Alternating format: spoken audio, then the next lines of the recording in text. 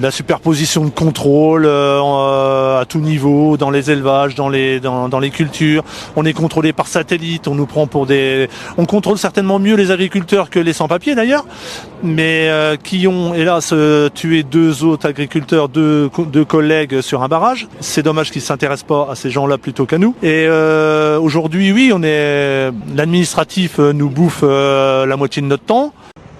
Actuellement, on est en train de contrôler quelques camions qui passent la frontière française ou qui doivent circuler en France, et camions étrangers, pour vérifier quels sont leurs types de marchandises.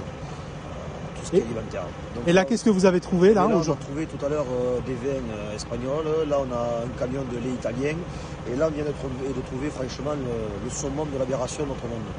De la viande brésilienne congelée fin 2022, qui est passée par le port de Rotterdam il y a quelques jours, qui transite maintenant pour arriver sur une partie de la France et du Portugal, à consommer avant 2024. Donc déjà, 2 ans de délai de consommation, ça commence à faire gros.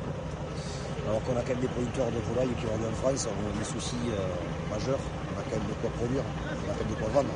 Et ce genre de mécanisme qui se produit là, c'est tous les jours qu'on voit ça? En l'occurrence, c'est des milliers de tonnes qui franchissent nos frontières tous les jours, c'est des milliers de tonnes que vous-même consommez quand vous achetez la moindre marchandise en magasin.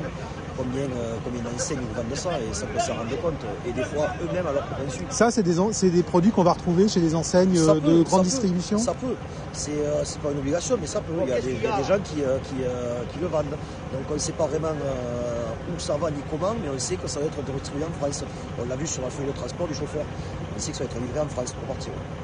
Certains supermarchés, moi je vais accompagner tous ceux de Castelculier sur d'autres supermarchés. Cédric va prendre des remorques, mais pas mal de remorques, 20 remorques, 30 remorques. Vous allez à Système U là-bas, c'est plus loin là-bas, au bout de l'autoroute, et vous me bloquez tout ce bordel, qu'il n'y ait plus un camion qui sorte. Vous en mettez autant que vous en pouvez, quoi. Donc, Cédric il prend le frontal et on pousse tout ça. Après, il y a 5 groupes qui doivent s'organiser. Il y a des rouleaux, de la peinture, en voiture, 5 groupes en voiture. Vous allez me peindre tous les radars que vous trouvez partout, quoi. Un groupe par secteur. Donc vous vous organisez là avec Aurélie pour les groupes. Mais vous me faites tous les radars, quoi. Vraiment. 5 groupes de 4 personnes ou même un peu plus nombreux. Vous prenez 2 voitures, vous partez à 8-10 par...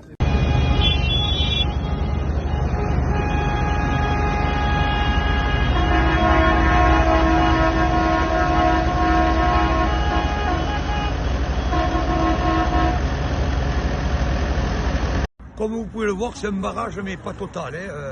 Nous avons barré que l'entrée de l'autoroute parce qu'on ne veut pas embêter les familles qui vont aller travailler. On conçoit qu'on n'est pas là pour embêter les gens qui travaillent.